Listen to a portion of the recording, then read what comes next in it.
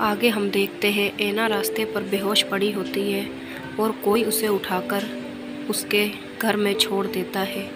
जब ऐना की आँख खुलती है वो देखती है वो सोफे पर लेटी है। ऐना को काफ़ी सारे हॉर्न सुनाई देते हैं और ऐना खिड़की से जाकर देखती है कि नील से पुलिस पूछताछ कर रही है। फिर ऐना अपने घर का दरवाज़ा खोलकर पुलिस वालों से पूछती है, लेकिन पुलिस वाले कहते हैं तुम चलो अंदर चलकर बात करते हैं। अंदर आकर पुलिस वाली ऐना से कहती है तुम कुछ ज़्यादा ही ड्रिंक कर रही हो और तुम सदमे में हो। ऐना तो अपनी फ़्लाइट अटेंड कर रही है, ये कहकर पुलिस वाले वहाँ से चले जाते हैं। ऐना सोते समय सोचती है मैं सदमे में हूँ या हकीकत में। ऐना कन्फर्म नहीं कर पाती और वो काफ़ी डरी होती है, जिसकी वजह से वो ड्रिंक के साथ दवाई ले लेती है जो डॉक्टर ने मना किया था। अगले दिन ऐना जब सुबह उठकर अपना मुंह धोती है तो उसे अचानक से आवाज़ आती है कि लिसा बचाओ बचाओ बोल रही हो और ऐना से हेल्प मांग रही हो। ऐना सच्चाई का पता लगाने नील के घर वापस जाती है। नील दरवाज़ा खोलता है और पूछता है तुम कैसी हो ऐना। ऐना कहती है मैं ठीक हूँ, पर मैं लिसा के बारे में पूछने आई हूँ। नील कहता है वो बिल्कुल ठीक है और वो अपनी फ़्लाइट पर है, उसने मेरे साथ चैट की। ऐना चैट देखती है और कहती है सॉरी, मैंने कल पुलिस को फ़ोन कर दिया। नील कहता है तुम्हें यहाँ से चले जाना चाहिए। फिर ऐना अपनी फ्रेंड कैरल के पास जाती है और कहती है सॉरी, मैंने कल कुछ ज़्यादा बोल दिया, लेकिन जो बात मैंने पुलिस को बताई वो बिल्कुल सच है। कैरल बोलती है तुम एक पागल लड़की हो और तुम कुछ भी कर सकती हो। ऐना वहाँ से नाराज़ होकर चली जाती है। ऐना अपने घर की खिड़की में खड़ी होकर नील के घर की तरफ देखती है कि नील कब घर से बाहर जाएगा और मैं लिसा की सच्चाई के बारे में पता लगाने उसके घर जाऊंगी। फिर नील जैसे ही घर के बाहर जाता है और ऐना घर से कुछ सामान लेकर दरवाज़ा खोलने के लिए नील के घर आ जाती है। चाबी ना होने की वजह से काफ़ी मुश्किलों के बाद ऐना दरवाज़ा खोल पाती है। ऐना दरवाज़ा खोलकर नील के बेडरूम में चली जाती है जहां मर्डर हुआ था।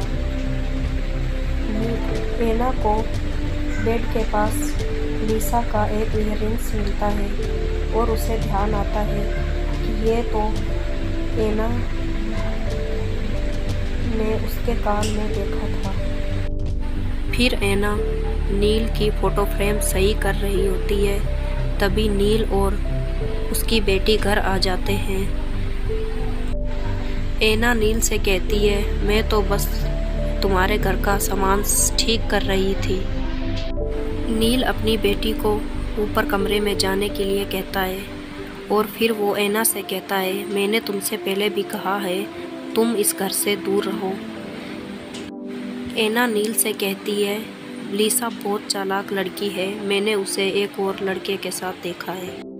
फिर सीन चेंज होता है, हम ऐना को उसकी फ्रेंड सैलून के पास देखते हैं। वो अपनी फ्रेंड को वो सब बताने लगती है और उसकी फ्रेंड कहती है क्या तुम भी सदमे में रहती थी। ऐना समझ जाती है कि मैं पहले सदमे में थी। ऐना अपना सदमा दूर करने के लिए कहीं घूमने जाने का प्लान बनाती है। ऐना जब अपने वीकेंड के लिए फ़्लाइट की बुकिंग करवाने जाती है तो उसे पता लगता है कि लिसा जिस फ़्लाइट से जा रही थी वो तो अगले साल जानी है। यह सुनकर ऐना पुलिस वाली के पास पहुंच जाती है और इयररिंग्स दिखाती है। पुलिस वाली कहती है सिर्फ इयररिंग्स से कुछ नहीं होता, पूरी बॉडी चाहिए। फिर पुलिस वाली बोलती है, मैं जानती हूँ तुम्हारे बेटी का कातिल कौन है। और फिर पुलिस वाली एना को वहाँ से जाने के लिए बोलती है। एना वहाँ से उठती है और जा रही होती है। एना अपनी गाड़ी की तरफ देखती है, उस पर लिखा होता है, तुम रुक जाओ वरना अगला नंबर तुम्हारा होगा।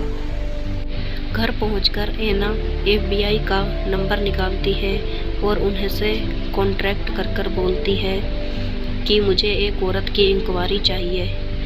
वो लिसा का ID और पासवर्ड देती है। वो कहते हैं ठीक है, हम पता कर बताते हैं। फिर घर की बेल बजती है। एना जाकर दरवाज़ा खोलती है और वो देखती है सामने एमा खड़ी होती है। एना कहती है, तुम रुको, मैं अभी आती हूँ, चेकबुक लेकर तुम्हें चेक देती हूँ। एना चेकबुक लेकर नीचे आती है और एमा से बोलती है, सॉरी, मैंने कल पुलिस वालों को फ़ोन कर दिया था। एना कहती है, कोई बात नहीं, तुम्हें मेरी कोई ज़रूरत हो तो मुझे बताना। एमा एना को बताती है कि मेरे डैडी मेरी मम्मी से बहुत लड़ते थे। फिर एना नील के बारे में रिसर्च करती है और उसे पता चलता है कि जब उसकी वाइफ की मौत हुई थी तो नील को भी कस्टडी में लिया गया था। यह एपिसोड यहीं ख़त्म होता है। अगली वीडियो के लिए चैनल को सब्सक्राइब कीजिए।